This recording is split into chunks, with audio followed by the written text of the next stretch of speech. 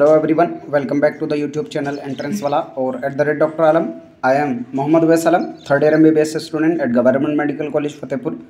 तो अभी इस वीडियो में बात करने वाला हूं जो NTA ने लेटेस्ट अपडेट दिया है नीट रिजल्ट, नीट स्कैम को लेकर जितनी भी चीज़ें चल रही थी सोशल मीडिया पर और पूरे स्टूडेंट्स में जो तहलका मचा हुआ है, तो उसमें क्या क्लैरिफिकेशन NTA ने अपनी तरफ से दिया है, कितना वो जस्टिफिकेशन सही है और कितना नहीं है। हालांकि इसमें जो NTA की तरफ से बोला गया है उसको देखकर बिल्कुल साफ लगता है कि किसी भी तरीके से NTA बिल्कुल भी राज़ी नहीं है इस बात को लेकर कि रीनीट होगा। ना तो वो ये एक्सेप्ट करने के लिए तैयार है कि नीट का पेपर लीक हुआ है, इवन एक भी स्टूडेंट को ये मानने के लिए तैयार नहीं है कि नीट का पेपर लीक हुआ है।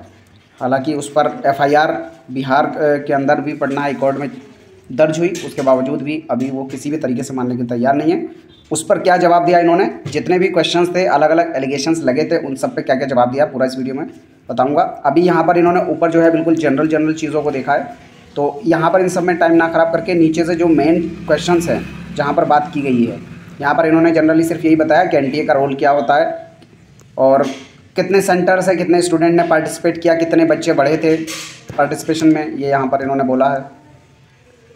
और किस स्टेट से कितने स्टूडेंट पार्टिसिपेट किए, कितने क्वालिफाई करे, ये इन्फॉर्मेशन इन्होंने दी है। और उसके साथ ही कि आपको आंसर की चैलेंज करने का ऑप्शन था कि नहीं था, ये जनरल क्वेश्चंस के आंसर यहाँ पर दिए हैं। तो इन सब को हम यहाँ पर नहीं देखेंगे।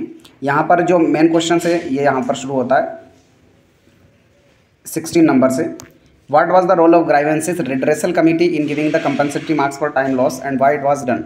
तो यहाँ पर इन्होंने जो चीज़ पहले बोली थी वही सेम दोहरा दिया है। इन्होंने क्या कहा है कि कुछ रिट पिटिशंस फाइल की गई थी कुछ स्टूडेंट के पास तरफ से ऑनरेबल हाई कोर्ट के अंदर टाइम लॉस को लेकर, और उसके रिस्पॉन्स में जो है इन्होंने एक कमेटी बनाई जिसमें CCTV फुटेज के थ्रू इन्होंने देखा किस किस स्टूडेंट का कितना टाइम लॉस हुआ और फिर उसकी बेस पर जो है कंपनसेटरी मार्क्स अवार्ड किए गए थे। कैसे इन्होंने कैलकुलेट किया था, तो ये सेम जो पहले इन्होंने जवाब दिया था उसी जो ऑनरेबल कोर्ट का जो जजमेंट था उसकी बेस का इन्होंने यहाँ पर हवाला दिया है कि 1563 स्टूडेंट को जो है टोटल लॉस ऑफ टाइम की वजह से कंपनसेटरी मार्क्स दिया गया।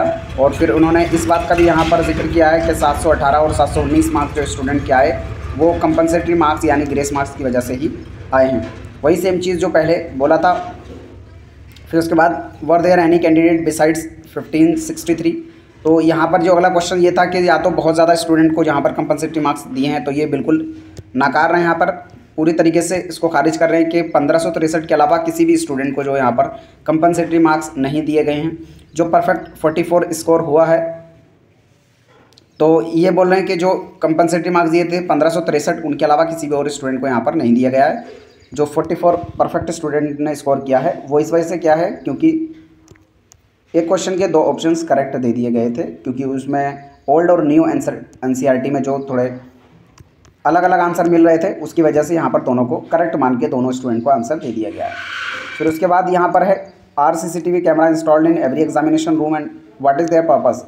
तो यहाँ पर इन्होंने कहा है कि जो भी CCTV कैमरा लगे हुए हैं वो हर रूम में लगे हुए हैं और उसके साथ ही मॉनिटरिंग करते हैं ये थ्रू आउट द टेस्ट। यही चीज़ जो है अलक पांडे सर भी बोल रहे थे वीडियो में कि ये खुद तो बोलते हैं कि हर टाइम हम वीडियो से लाइव व्यूइंग कर रहे हैं CCTV कैमरा के थ्रू हर एग्ज़ाम सेंटर की, लेकिन अगर ऐसा है तो इनको उस टाइम पर क्यों नहीं पता चला था कहाँ कहाँ पर टाइम लॉस हुआ है, जब इन्होंने पहले नोटिस में निकाल दिया कि सिर्फ एक सेंटर पर ही गड़बड़ी हुई है। और फिर उसके बाद जब वो बच्चे हाई कोर्ट पहुँचे तब इन्होंने एक्सेप्ट किया कि 1563 बच्चों को यहाँ पर इन्होंने ग्रेस मार्क्स दिए टाइम लॉस की वजह से।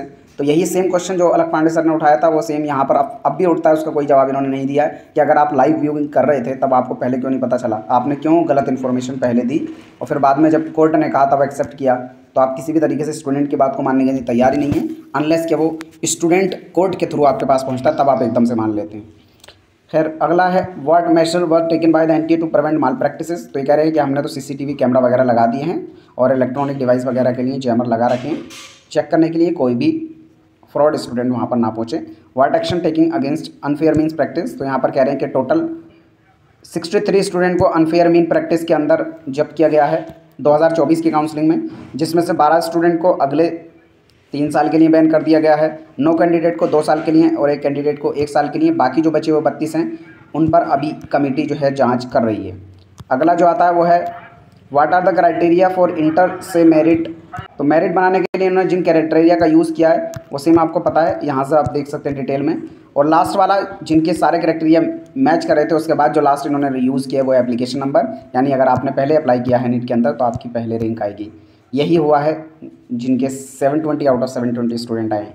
फिर उसके बाद इन्होंने इस चीज़ को बताने की कोशिश की है कि जो कट ऑफ मार्क्स बढ़े हैं इस साल, उसका इन्होंने जो सेम रीज़न दिया है वो यही जो पहले दे चुके थे कि सिलेबस थोड़ा कम हुआ है, नंबर ऑफ स्टूडेंट्स बढ़े हैं, उसकी वजह से जो है यहाँ पर क्वालिफाइंग मार्क्स भी बढ़ गए। Why did the greater number of candidate get full marks in NEET UG 2024। तो यहाँ पर फिर उन्होंने उसी चीज़ को एक्सप्लेन किया कि क्यों ज़्यादा स्टूडेंट को 720 आउट ऑफ 720 आया। तो पहला तो इन्होंने कहा कि 2 क्वेश्चन में जो है जिन स्टूडेंट के गलत हो रहे थे उन दोनों को आंसर देने की वजह से, मतलब करेक्ट मार्क्स देने की वजह से जो नंबर ऑफ कैंडिडेट है वो बढ़ गए, और उसके साथ ही कुछ जो स्टूडेंट थे उनको कंपनसेटरी मार्क्स, यानी टोटल 6 कैंडिडेट थे जिनको कंपनसेटरी मार्क्स की वजह से टॉपर बने हैं। यही सेम चीज़ जो पहले बता चुके थे ये। अब एक और नई चीज़ जो इन्होंने दी है वो है कि 720 आउट ऑफ 720 मार्क्स आने वाले हैं, या फिर टॉप के जो 100 स्टूडेंट्स हैं उनका डाटा इन्होंने दिया है। तो इन्होंने कहा जो टॉप 100 स्टूडेंट हैं वो 89 सेंटर से, अलग अलग सेंटर से हैं, 55 सिटी से हैं, 17 स्टेट या यूनियन टेरिटरी से बिलोंग करते हैं। उसमें से 73 CBSE बोर्ड के हैं, 27 जो हैं अदर स्टेट बोर्ड्स के हैं। How does NTA ensure authenticity of such high score. तो फिर इन्होंने कहा कि कैसे कोई NTA पर बिलीव करेगा जो हाई स्कोर आए हैं। तो ये कह रहे हैं कि हम टोटल CCTV के थ्रू देखते रहते हैं, स्ट्रिक्ट इन्विजिलेटर हैं, वही सेम चीज़ को यहाँ पर इन्होंने रिपीट किया है।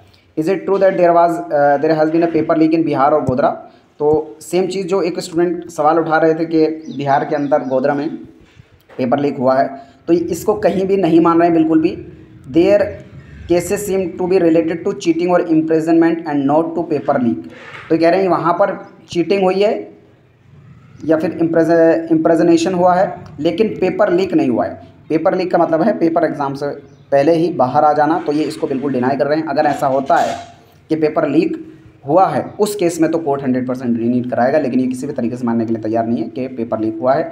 अगर चीटिंग स्टूडेंट करता है तो उस केस में सिर्फ उस स्टूडेंट को पनिश करके उसको डिबार यानी बाहर कर दिया जाता है। अब यहाँ पर इन्होंने सेम चीज़ कहा कि जो पुलिस, पटना पुलिस है वो इस पर इन्वेस्टिगेशन कर रही है और उनको हम पूरा सपोर्ट कर रहे हैं। इस पूरे स्टेटमेंट्स में इसने यही कहा है। फिर उसके बाद जो अगला सेंटर था सवाई माधोपुर राजस्थान के अंदर, उस पर क्या हुआ इन्होंने सेम वही बताया कि कुछ बच्चों का जो टाइम लॉस हो गया था, CCTV फुटेज के थ्रू इन्होंने उनको कंपनसेटरी मार्क्स दिया है। Have there been instances of paper solver gang and have been imprisoned the examiners in return of lakhs of rupees. तो यहाँ पर ये कह रहे हैं कि जो भी सोल्वर गैंग्स वगैरह थी या इम्पर्सनेटेड थे उन सबको जो है इन्होंने ढूंढ के उन पर एक्शन लिया है, और अब भी आगे लेने का प्रोसेस जो है इनका जारी है।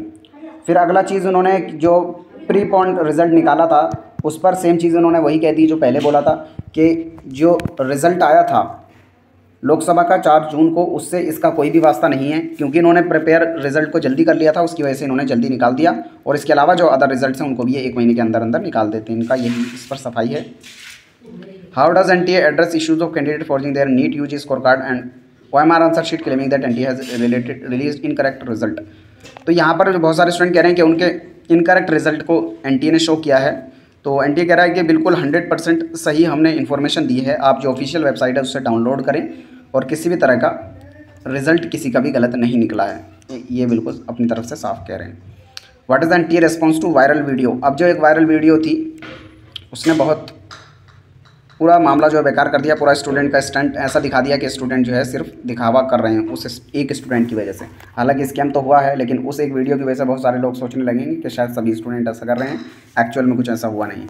उस स्टूडेंट ने अपने वीडियो के अंदर इतने कॉन्फिडेंस के साथ कहा कि मेरे 705 नंबर हैं, जबकि बाद और मेरी OMR को फाड़ दिया गया है, और बाद में NTA ने उसको क्लियर किया कि किसी की भी OMR फटी नहीं है, उसकी बची हुई OMR है, और उसके जो मार्क्स हैं अराउंड 334 के अराउंड आ रहे थे।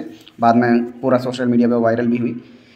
Is it true that another committee has been form to look into the compensatory marks. अब ये बड़ा इंपॉर्टेंट क्वेश्चन, यहाँ पर देखो ये कह रहे हैं क्या एक और कमेटी बनी है, तो ये कह रहे हैं हाई पावर्ड कमेटी एक बनी है, लेकिन वो सिर्फ और सिर्फ किसको देखेगी, revisit the cases of those candidate approximately 1563। तो सिर्फ जो 1563 केसेस हैं उनके ही प्रोसेस को देखेगी कि उनको जो मार्क्स दिए गए हैं वो सही दिए गए हैं। तो अगर बहुत ज़्यादा कुछ होता है इस कमेटी के थ्रू भी तो वो इतना ही होगा, रिजल्ट निकाल देंगे जिसमें 400-500 बच्चे इधर या उधर हो जाएंगे, उससे ज़्यादा फ़र्क बिल्कुल नहीं आने वाला है। और रीनीट के लिए तो ये बिल्कुल मानने तैयार नहीं है, और उसके अलावा जो बाकी बच्चे हैं उनको ये बिल्कुल भी देखने के लिए तैयार नहीं है। बाकी अब सुप्रीम कोर्ट इस पर क्या हियरिंग देता है मेन उस पर भी डिपेंड करेगा। और बाकी बाद में इन्होंने कहा कि जो भी ऑफिशियल इन्फॉर्मेशन है उसके लिए आप जो ऑथेंटिक वेबसाइट हैं ऑफिशियल उन पर रिलाई कर सकते हैं। तो आपकी जो क्वेरीज़ हों, आपको क्या लगता है रीनीट से लेकर, तो आप कमेंट बॉक्स में ज़रूर बताएँ। Thank you.